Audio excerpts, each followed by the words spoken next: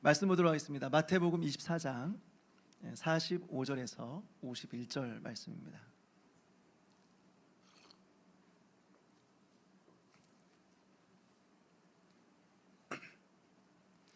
마태복음 24장 45절에서 51절까지 저 한 절 여러분 한 절 교독하겠습니다. 저부터 읽겠습니다. 충성되고 지혜 있는 종이 되어 주인에게 그 집 사람들을 맡아 때를 따라 양식을 나눠줄 자가 누구냐?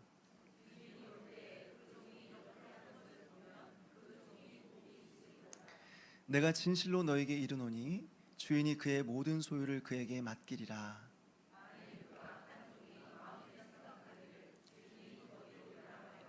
동료들을 때리며 술 친구들과 더불어 먹고 마시게 되면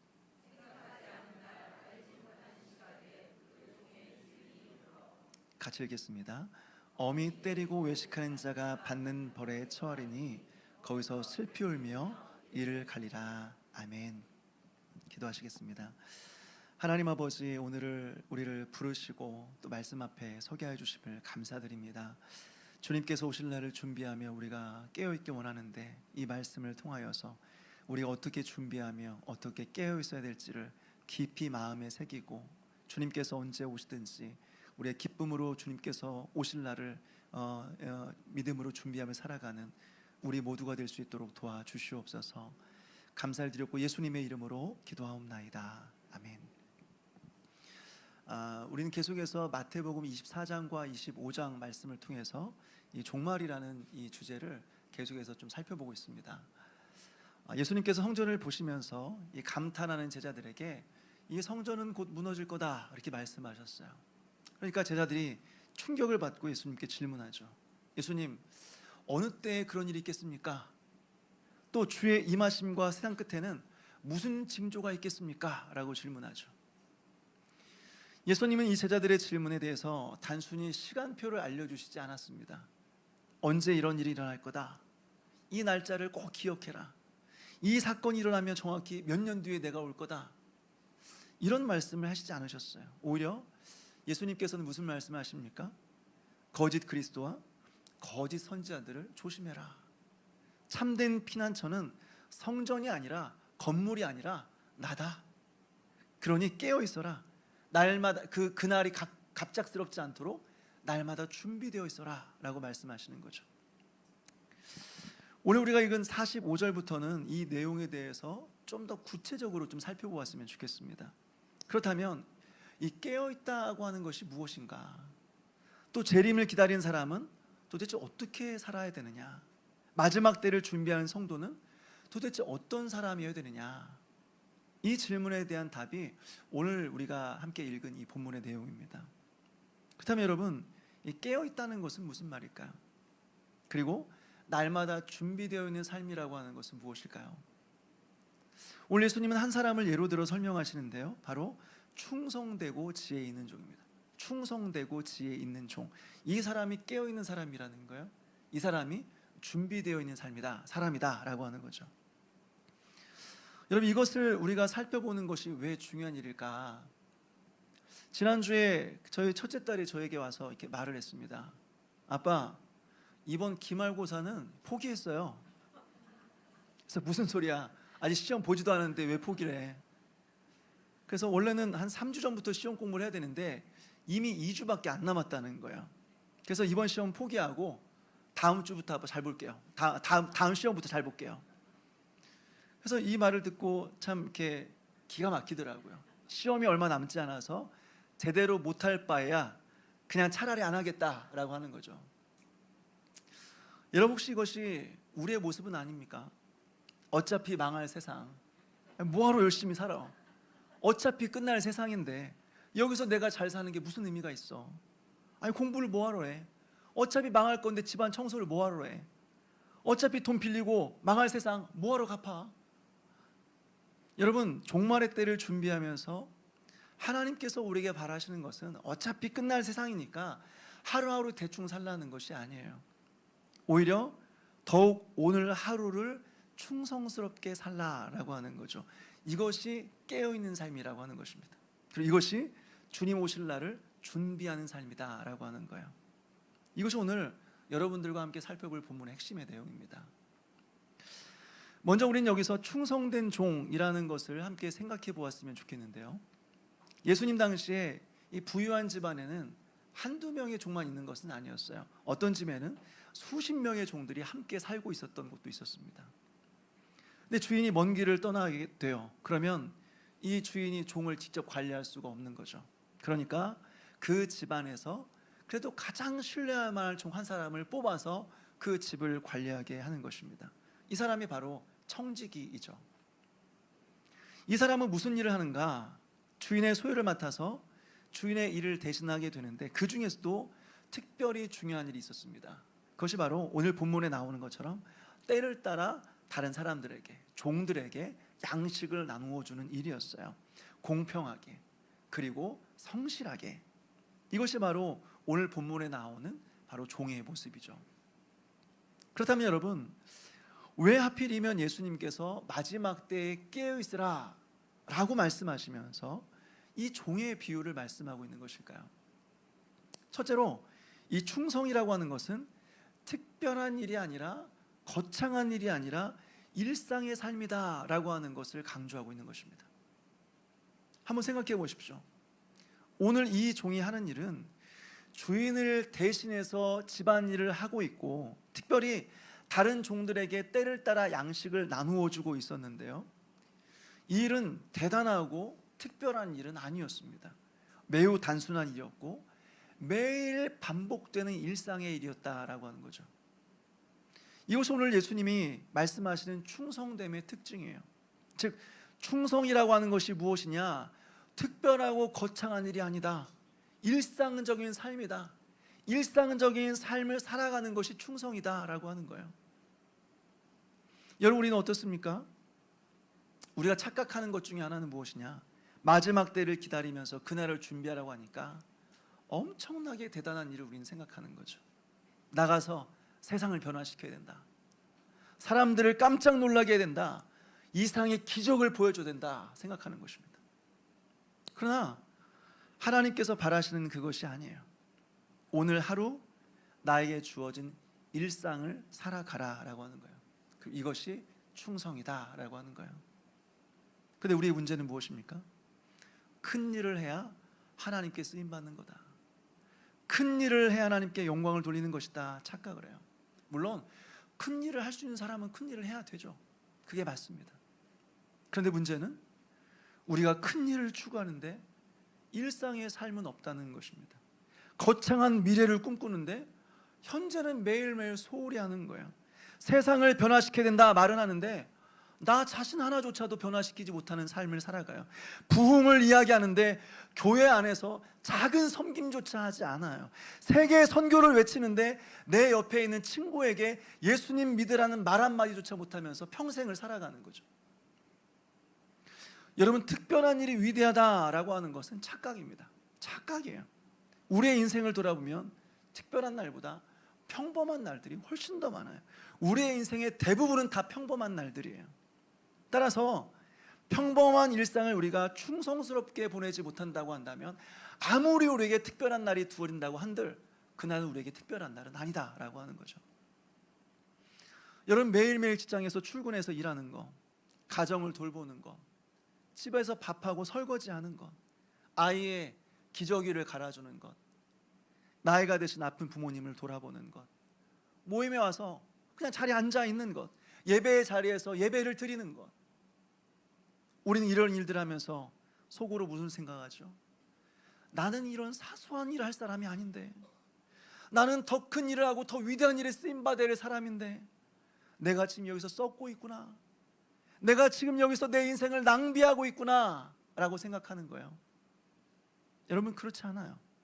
이 모든 일들은 다 하나님 앞에서 충성하는 것입니다. 이 모든 일들은 다 하나님 앞에 충성이에요. 지난 금요일에 나순기 목사님 오셔서 말씀을 전해주셨어요. 그런데 그 설교 중에서 제 마음에 와닿는 부분이 있었어요. 이 목사님이 미국에서 선교 사역을 하시다가 한국에서 걸려온 전화를 받게 되었습니다. 문경에 있는 그 한 마을에 교회가 있는데 이 교회를 맡아서 목회해 줄 목회자가 필요하다는 거예요. 와달라는 거예요. 그래서 하나님 앞에 간절히 기도하고 미국에 있는 모든 것을 다 포기하고 다 내려놓고 한국으로 왔어요. 그래서 그 교회를 가보니까 교회는 다 허물어지게 생겼고, 그리고 교회는 한 명도 없어요. 교인이 한 명도 없어요. 모든 걸 다 포기하고 왔는데 교회는 무너지게 생겼고 교인은 한 사람도 없어요. 그 처음엔 하나님 원망했다는 거예요. 하나님, 나는 많은 사람들 앞에서 폼나게 사역하고 싶은데 왜 나를 이런 시골로 보냈습니까? 왜 나를 성도 한 명도 없는 이 산골로 보내셨습니까? 근데 나중에 하나님께서 이 목사님의 마음을 바꾸셨다는 거예요. 그 자리에서 네가 해야 될 일이 있다는 거예요. 그 자리에 뜻이 있어서, 하나님께서 계획이 있어서 그 자리에 두셨다는 거예요. 그래서 이 목사님께서 순종하는 마음으로, 하나님, 주님 오시는 그날까지 하나님께서 있으라고 한 그 자리에서 충성스럽게 섬기겠습니다 결단했다는 거예요. 이 고백이 참 저의 마음을 울렸습니다. 사랑하는 여러분, 교인이 10명도 안 되는 목회를 하고 있으면 실패한 목회자입니까? 그리고 수천 명 모이는 그런 교회를 목회하고 있으면 성공한 목회자입니까? 아니죠. 우리가 어느 곳에 있든지 때를 따라 성도들에게 양식을 나누어 주고 맡겨진 일을 성실하게 감당하고 있다면 하나님은 그것을 충성으로 보시는 것입니다. 우리도 마찬가지죠. 우리가 뭔가 대단한 일을 하지 못해서 충성된 삶을 살지 못하는 것은 아니에요. 먼저 우리의 일상의 삶을 성실하게 살아가고 있다면 그것이 충성이다라고 하는 거죠. 그리고 이것이 먼저라는 것입니다. 이것이 우선이라는 거예요. 일상의 충성이 없이 하나님 나라를 위해서 대단한 일을 해보겠다라고 하는 것은 기초가 없이 빌딩을 세우겠다는 말이에요. 매일매일의 작은 순종이 없이 위대한 신앙을 꿈꾸는 것은 뿌리가 없는 나무가 열매를 맺겠다는 말이에요. 다시 말해서 허황된 일이라고 하는 것이죠. 그래서 어느 한 해군 장교가 말을 했어요. 여러분, 세상을 변화시키고 싶습니까? 여러분의 이부자리부터 정리하십시오. 이불부터 계십시오. 성경도 말해요. 착하고 충성된 종아, 내가 적은 일에 충성하였음에 내가 많은 것을 내게 맡기리니 내 주인의 즐거움에 참여할지어다. 내가 적은 일에 충성하였기 때문에 내가 이제 많은 것을 맡기겠다. 우리 주님도 말씀하시는 것입니다. 사랑하는 여러분, 먼저 작고 일상적인 일에 충성하는 저와 여러분 되시기를 주님의 이름으로 축원합니다. 여러분, 이것이 깨어있는 삶이에요. 이것이 깨어있다는 것입니다. 이것이 다시 오실 주님을 준비하는 삶이다라고 하는 거예요. 둘째로, 충성이 꾸준함을 가르쳐주기 위해서 오늘 예수님은 이 비유를 가르쳐주고 있습니다. 충성은 꾸준함이다라고 하는 거예요. 우리는 보통 이 충성이라는 의미를 오해하죠. 요한계시록 2장에 보니까 예수님께서 서머나 교회를 위해서 말씀하시죠. 죽도록 충성해라. 죽도록 충성해라. 그러니까 사람들이 충성이라는 말을 목숨을 걸고 어마어마한 결단을 가지고 하는 것이 충성이구나 라고 생각을 하죠. 근데 여러분, 충성이라는 말에는 이런 의미는 없습니다.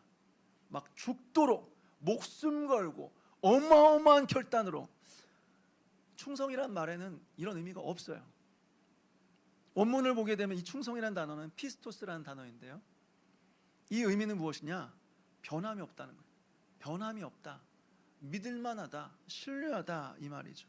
즉 변함이 없이 꾸준해서 이 사람이 믿을만하다는 것입니다. 이 말이 피스토스예요. 이게 충성이에요. 열심히를 말하는 것이 아니라 변함이 없는 꾸준함을 말하는, 변함이 없는 꾸준함. 오늘 45절을 보십시오.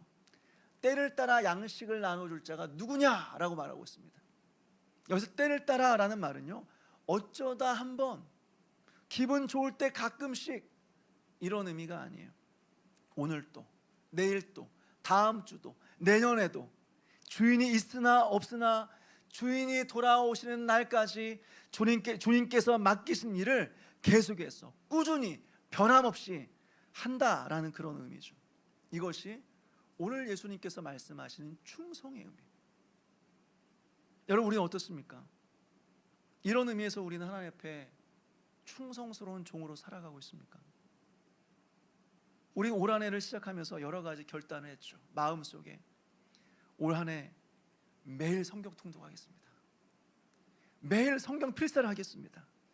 일주일에 꼭 한 번은 새벽에 나와 새벽 기도에 열심히 참석하겠습니다. 11조를 구별해서 올 한 해 열심히 헌금 하나님 앞에 드리겠습니다. 내가 좋은 남편 되겠습니다. 좋은 아내가 되겠습니다. 좋은 부모가 되겠습니다. 여러분, 그 약속을 지금도 변하지 않고 성실하게 그렇게 지키시고 계시는 분이 계십니까? 만약 그렇지 못하다면 여러분, 우리는 충성된 사람이 아니에요. 깨어있지 못한 사람입니다. 영적으로 잠들어 있는 사람입니다. 여러분, 깨어있는 사람은 충성된 사람이에요. 그리고 충성이라고 하는 것은 변함이 없이 꾸준함을 이야기하는 것입니다. 하나님은 이런 사람을 쓰시는 거예요.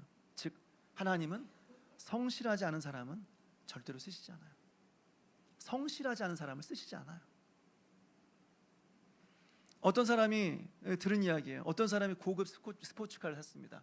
보통 스포츠카도 한 4, 5억이면 사는데 이 사람 수십억에 달하는 매우 희귀하고 매우 값비싼 스포츠카를 샀습니다. 그런데 한 달도 안 돼서 팔았다는 거예요. 한 달도 안 돼서. 왜냐고 물어보니까 일단 유지 비용이 너무 비싸다는 거예요. 너무 비싸다. 휘발유도 고급 휘발유만 넣어야 되고 언젠가 사이드미러가 고장나서 고치려고 하니까 3천만 원 달래요. 3천만 원. 부품값은 얼마 되지 않는데 보내고 받고 또 정비하는 비용이 3천만 원이. 무엇보다 스포츠카는 공간이 너무 적어서 캐리어 하나도 집어넣을 수 있는 공간이 없다는 거예요. 그 차체가 너무 낮다 보니까 일반 도로를 마음껏 달릴 수가 없는 거예요. 그리고 도로마다 제한 속도가 있으니까 그 빠른, 그 성능 좋은 스포츠카를 타고도 60km, 70km 달린다는 거예요. 무엇보다 너무 시끄러워가지고 주변 사람들한테 눈치를 받는다는 거예요. 그래서 그 차를 그냥 팔아버리고 경차를 샀대요. 여러분, 반면에 이 경차는 어떨까요? 경차는 화려하지가 않죠. 사람들이 지나가면서 아무도 쳐다보지 않습니다. 경차에 한 가지 장점이 있어요. 부담 없이 매일 탈 수 있다. 부담이 없이 매일 탈 수 있다. 비가 와도 눈이 와도 마트를 갈 때도 아이들을 데려다 줄 때도 아이들이 그 매트에 우유를 흘려도 상관없습니다. 출근할 때도 쓸 수 있고 교회 올 때도 쓸 수 있고 짐 옮길 때도 쓸 수 있고 언제든지 부담 없이 매일매일 탈 수 있는 타죠. 뭐보다 고장이 잘 안 나요. 유지비도 적게 들어요. 톨게이트, 주차, 비용이 쌉니다. 그리고 작아서 주차하기도 참 편해요. 사람들이 언제든지 편하게 애용할 수 있는 것이 경차죠. 사랑하는 여러분, 우리는 어떻습니까? 우리는 고급 스포츠카입니까? 아니면 경차입니까? 어떤 사람은 고급 스포츠와 같은 사람이 있어요. 그래서 어마어마한 능력과 재능을 가지고 있어요. 똑똑해요. 다른 사람이 없는 것을 가지고 있어요. 그런데 한 번 쓸 때마다 비용이 너무 많이 들어요. 부탁하고 맛있는 거 사주고 막 빌고 엄청 까다로워요. 그 무엇보다 한 번 시작하면 언제 그만둘지 몰라요. 언제 그만둘지 몰라요. 바쁘다고 그만두고 힘들다고 그만두고 상처받았다고 그만두고 사람들이 알아주지 않는다고 그만두고 언제 그만둘지 몰라요. 근데 경차와 같은 사람이 있어요. 겉으로 볼 때 화려하지도 않고 특출난 재능이나 능력도 없어요. 그런데 언제나 변함없이 그 자리에 있어요. 언제나 변함없이. 그래서 언제나 믿고 사용할 수 있는 사람이죠. 그렇다면 여러분, 하나님은 누구를 사용하시겠어요? 누구를 사용하시겠습니까? 물론 하나님은 누구나 사용하실 수 있습니다. 당신의 영광을 위해서 하나님은 누구든 사용하실 수 있습니다. 악인들도 사용할 수 있습니다. 그런데 하나님께서 둘 중에 하나만 선택하셔야 된다면 확실합니다. 하나님은 화려하지 않지만 성실한 사람을, 신실한 사람을 사용하신다라고 하는 거죠. 왜요? 하나님이 주목하시는 것은 능력이 아니에요. 하나님이 능력 같은 거 필요 없어요. 하나님은 능력이 많으세요. 우리의 능력을 사용하실 이유는 없어요. 그렇지만 단 하나, 하나님께서는 당신의 일을 성실하게 맡아줄 사람이 필요한 것입니다. 비가 오나 눈이 오나 한 달이 지나고 1년이 지나고 무슨 일이 있어도 언제든지 그 자리에 있어서 신실하게 당신의 일을 맡아줄 사람이 필요하다라고 하는 것입니다. 사랑하는 여러분, 오늘 본문에 나오는 충성된 조는 어느 날 갑자기 충성한 사람이 아니었습니다. 어제나 오늘이나 변함이 없이 주인이 있으나 없으나 성실하게 자신의 일을 꾸준히 감당해왔던 사람입니다. 여러분, 성실한 만큼 강력한 능력은 없습니다. 꾸준한 만큼 대단한 은사는 없어요. 우리 주님은 기분파를 찾지 않습니다.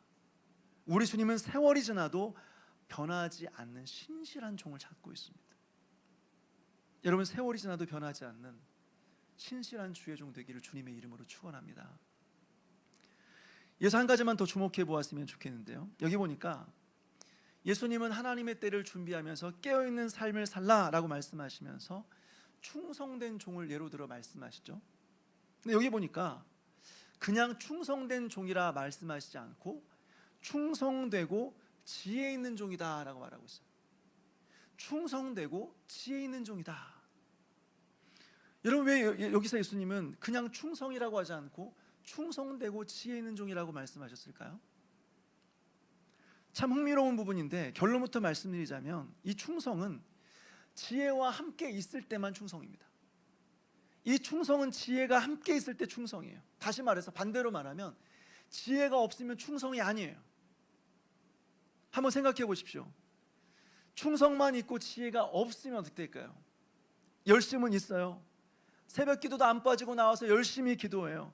봉사도 열심히 해요. 안 빠져요. 그런데 방향이 틀렸어요. 방향이 잘못됐어요. 주인이 원하지 않는 일을 열심히 하고 있어요. 즉, 열심히 달리고 있는데 엉뚱한 방향으로 달려요. 그렇다면 여러분, 이것을 충성이라고 말할 수 있을까요? 아니에요.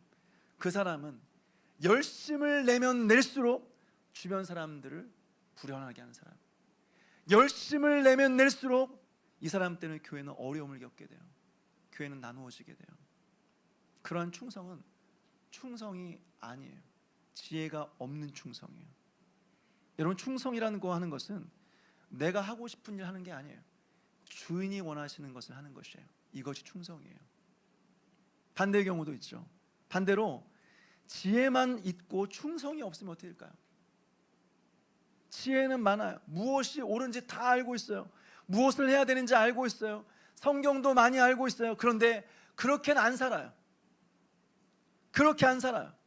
아니면 조금 그렇게 살다가 그만둬버려요. 그냥 힘들다고, 어렵다고. 그것은 뭐예요? 충성스러운 것이 아니에요.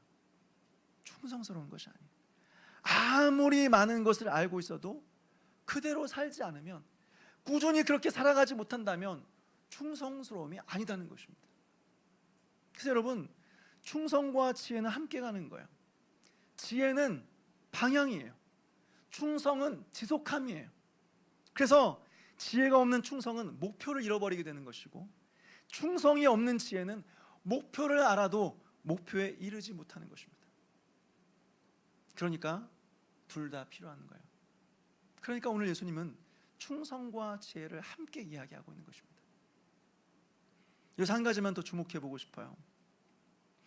충성과 지혜를 이야기할 때, 여러분, 지혜로운 사람이 다 충성된 것은 아닙니다.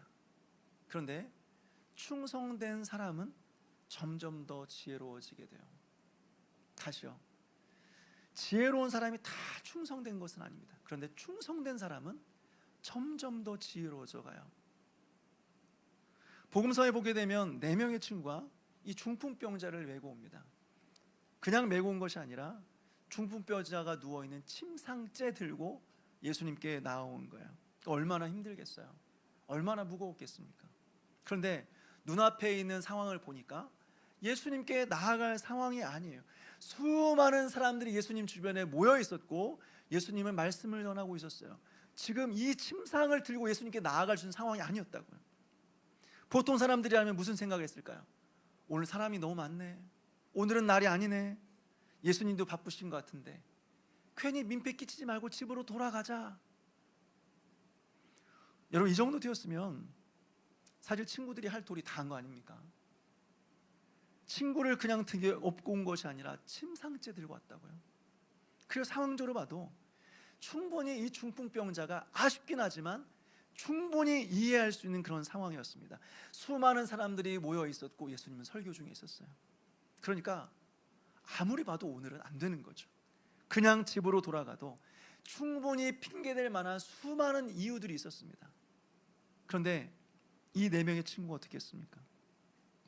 이 중풍병자 걸린 친구를 반드시 예수님께 데리고 가겠다라고 하는 이런 마음이 있었던 거예요. 그러니까 어떻게 해요? 새로운 길이 보이기 시작했습니다. 충성된 마음으로 이 친구를 예수님께로 데리고 가야겠다라는 마음이 생기니까 새로운 길이 보이기 시작했어요. 예수님께로 가는데 꼭 모인 무리들을 뚫고 지나가야만 하는 게 아니라 지붕 위로도 올라갈 수 있구나라는 것을 생각하게 된 거예요. 그래서 그 침상을 들고 지붕 위로 올라가요. 넓은 곳이 아니에요. 좁은 곳이에요. 균형을 맞추면서 어떻게든 지붕 위로 올라가요. 그리고 남의 집 지붕을 뚫어요. 그리고 예수님이 설교하시는 중에 지붕을 뚫고 거기에 친구를 내려요. 얼마나 황당한 상황입니까? 얼마나 황당해요. 여러분, 그래서 어떻게 되었습니까? 이 친구들이 예수님께 책망받았습니까? 왜 지붕을 뜯었냐고 책망을 받았어요? 비난받았습니까? 예수님의 설교를 방해했다고 많은 사람들에게 욕을 먹었습니까? 아니에요. 그들의 믿음을 칭찬하시고 예수님이 중풍병자를 고쳐주세요. 근데 여러분, 만약 이들이 그냥 집으로 돌아갔다면 어떻게 되었을까요? 사람이 너무 많네, 오늘. 다음에 오자. 예수님도 바쁘신 것 같은데 괜히 민폐 끼치지 말고 그냥 집으로 돌아가자 라고 했다면 어떻게 되었을까요? 그래도 이 친구들은 누구에게도 비난받지 않았을 거예요.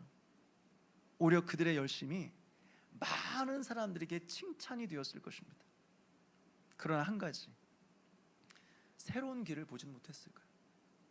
새로운 길을 발견하지는 못했을 거예요. 여러분, 여기서 우리는 무엇을 깨닫습니까? 지혜는 머리에서 나오는 게 아니에요. 지혜는 머리에서 나오는 게 아니에요. 순종에서 나오는 거예요. 지혜는 충성에서 나오는 거예요. 여러분, 우리의 신앙의 거의 대부분은 그냥 알 수 있는 것들이 아니에요. 순종해야만 알 수 있는 것들이에요. 거기에 가봐야만 알 수 있는 것들이에요. 가보지 않으면 우리는 죽었다 깨나도 알 수 없는 것들이에요. 아무리 설명해줘도 못 알아듣는 거예요. 우리의 신앙은 순종해야만, 거기까지 가봐야만 알 수 있는 것들이에요. 이것이 신앙의 세계예요. 그래서 지혜가 충성을 보장하지 않아요. 그렇지만 우리가 어쨌든 충성하며 걸어갈 때 그 충성이 우리로 하여금 지혜롭게 한다라고 하는 것입니다. 충성이 우리를 지혜로 인도한다라고 하는 것이에요. 여러분, 오늘 우리 자신을 한번 돌아보십시오. 우리가 하나님의 뜻을 몰라서 순종하지 못합니까? 아니면 아는데도 순종하지 않고 있는 것입니까? 우리에게 필요한 것은 새로운 감동이 아니에요. 세상 사람들이 깜짝 놀랄 만한 새로운 지식이 아니에요. 우리에게 필요한 것은 오늘 나에게 주어진 일상의 삶을 오늘 또, 내일 또, 내년에도 주님 오시는 그날까지 순종하며 충성스럽게 살아가는 거예요. 그때 하나님께서 우리에게 새로운 길을 여시는 거예요. 그리고 우리의 눈을 들어서 새로운 것을 보게 하시고 깨닫게 하시는 거예요. 충성된 사람만이 이것을 경험할 수 있다라고 하는 거죠. 사랑하는 여러분, 우리가 하나님 앞에 충성된 삶을 살아감으로 어리석은 자가 되지 말고 지혜로운 종이 되기를 주님의 이름으로 축원합니다. 이제 악한 종의 특징에 대해 살펴보았으면 좋겠는데요, 오늘 예수님은 이 충성된 종에 대해서 말씀하시면서 반대로 악한 종을 소개하고 있어요.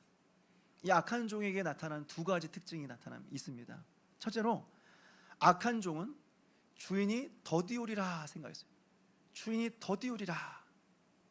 우리 48절 말씀을 같이 한번 읽어볼까요? 48절 같이 읽겠습니다. 시작. 만일 그 악한 종이 마음에 생각하기를 주인이 더디오리라 하여. 여러분, 이 종은 주인이 오지 않는다 그렇게 말하지 않았어요. 주인이 절대 오지 않을 거야 이렇게 생각하지 않았습니다. 주인이 올 것을 알고 있었어요. 그런데 한 가지를 다르게 생각했습니다. 오시기는 오시는데 나중에 오실 거야. 오시기는 오실 텐데 오늘은 안 올 거야 라고 생각한 거죠. 여러분, 모든 문제가 여기서 시작됩니다. 모든 죄는 여기서부터 시작이 되는 것입니다. 우리 하나님을 부인하지 않아요. 그런데 우리는 날마다 오늘 내가 하나님 앞에 서 있다라고 생각하지는 않죠. 즉 코람데요, 우리가 하나님 앞에, 하나님의 얼굴 앞에 있다라는 고백이 없을 때 우리의 죄는 시작이 된다라고 하는 것입니다. 여러분, 요셉을 한번 생각해 보십시오. 보디발의 아내가 유혹을 해요. 어쩌면 보디발의 아내의 유혹에 넘어가면 이 젊은 날 자신의 욕망도 채울 수 있고 그 여자 덕분에 편하게 살 수도 있었어요. 그런데 요셉은 뭐라고 고백하죠? 내가 어찌 이 큰 악을 행하여 하나님 앞에 죄를 지으리까? 무슨 고백이에요? 요셉이 지금 하나님 앞에 있다라는 고백인 것입니다. 사실 주변에 요셉과 이 여자 말고 아무도 없었어요. 죄를 지어도 아무도 알 수가 없었어요. 그런데 요셉은 그 가운데서도 하나님 앞에 있다, 내가 하나님 앞에 있다는 의식을 가지고 있었어요. 그래서 그 죄를 짓지 않고 도망가 버리는 것입니다.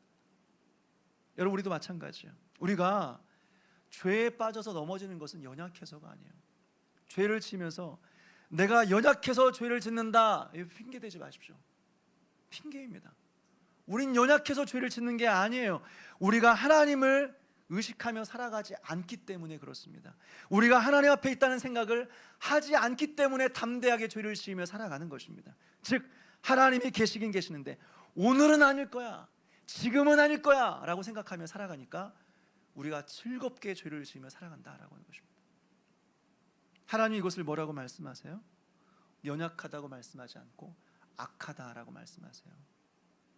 사랑하는 여러분, 우리가 마지막 때를 준비하며 날마다 깨어있는 삶을 살아가되 하나님 앞에서, 하나님 얼굴 앞에 살아가는 저와 여러분 되시기를 주님의 이름으로 축원합니다. 둘째로, 그는 종이었지만 주인처럼 살았습니다. 종인데 주인처럼 살았습니다. 우리 51절 말씀을 같이 한번 읽어볼까요? 51절 시작. 엄히 때리고 외식하는 자가 받는 벌에 처하리니 거기서 슬피 울며 이를 갈리라. 아멘. 여러분, 여기서 굉장히 흥미로운 부분을 우리는 발견하게 되죠.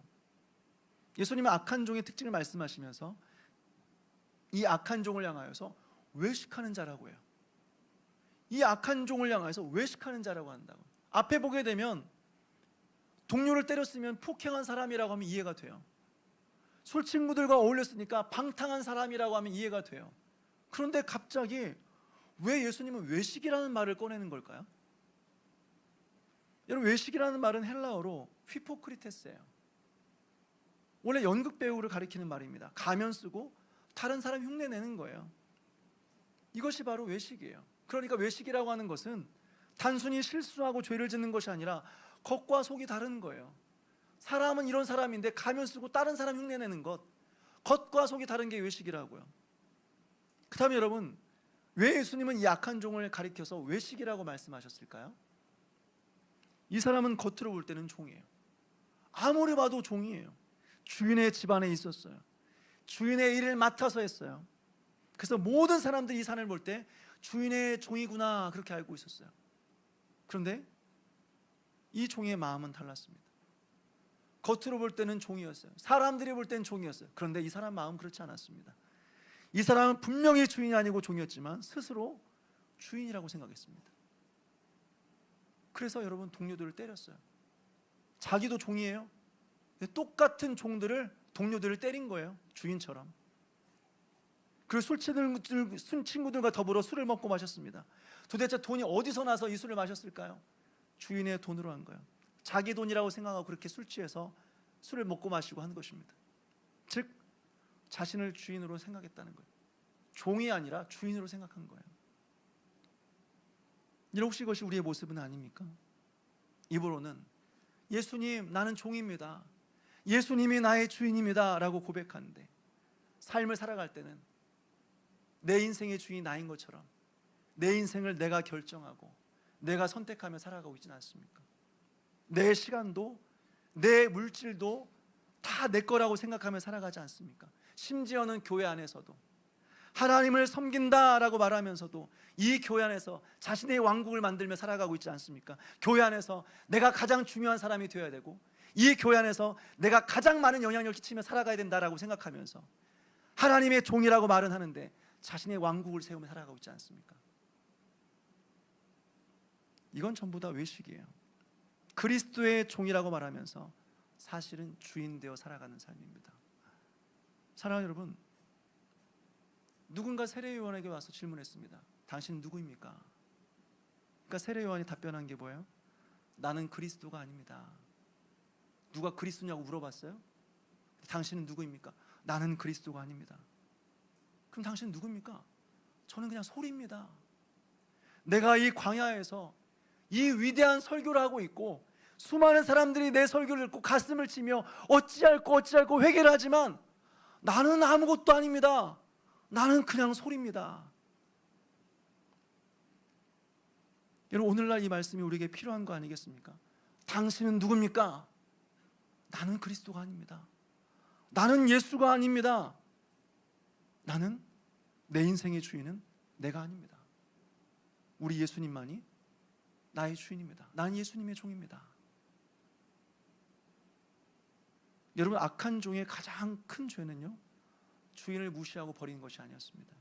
주인이 있는데 자신을 주인으로 생각하면서 자신을 주인으로 착각하며 살아갔던 것, 이것이 가장 큰 죄였습니다. 사랑하는 여러분, 예수 그리스도의 주되심을 생각하며 고백하며 인정하며 그분을 섬기며 살아가는 저와 여러분 되시기를 주님의 이름으로 축원합니다. 말씀을 맺습니다. 여러분, 오늘 성경은 깨어있다는 것이 무엇인지, 그리고 준비하며 살아간다는 것이 무엇인지를 가르쳐주고 있어요. 여러분, 깨어있다는 것이 무엇입니까? 특별한 일을 말하는 게 아니에요. 거창한 일을 말하는 게 아니에요. 일상의 삶, 오늘의 삶을 살아가라는 거예요. 일상의 삶을 살아가되 언제나 변함없이 꾸준하게, 그래서 누구나 볼 때 신뢰할 만하게 살아가라는 거예요. 그리고 충성되되 우리가 지혜롭게 살아가라는 거죠. 또한 언제나 우리가 하나님의 앞에 서 있다는 사실을 기억하며 살아가라는 거예요. 그리고 내가 내 인생의 주인이 아니라 예수 그리스도께서 우리의 주인이심을 고백하며 살아가라는 거예요. 이것이 깨어있다라고 하는 거예요. 이것이 주님께서 언제 오시든지 준비하며 살고 있다라는 의미예요. 사랑하는 여러분, 오늘 나에게 주어진 이 하루를 하나님 앞에서 성실하게 살아가는 충성스러운 주님의 종 되시기를 주님의 이름으로 축원합니다.